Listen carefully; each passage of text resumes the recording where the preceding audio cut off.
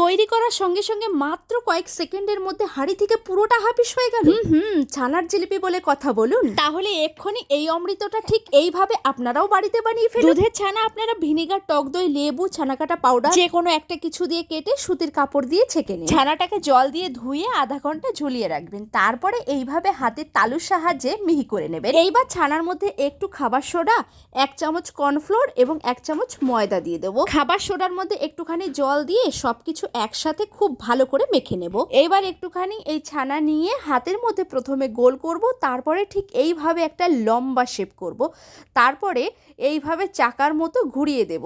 ঠিক যেভাবে জিলিপি বানাই ওইভাবে বানিয়ে নেব জিলিপির মতন করে। সবগুলো ছানার জিলিপি ঠিক এইভাবে বানিয়ে নেব। এইবার চিনি শিরা বানানোর জন্য 1 গ্লাস চিনি নিয়ে নেব এবং হাফ গ্লাসের একটু বেশি জল দিয়ে দেব। 3-4টে এলাচ ফাটিয়ে দেব, একটু ফুটে গেলেই নামিয়ে দেব। সবগুলো ছানার জিলিপি আমার রেডি। কড়াইতে তেল দিয়ে দেব। তেলটা একটু উষ্ণ গরম হলেই সবগুলো জিলিপিকে ঠিক এইভাবে ছেড়ে দেব। জিলিপিগুলো কিন্তু ফুলে আস্তে আস্তে ডাবল হয়ে গেছে। তারপরে সবগুলোকে একটু করে উল্টে দেব।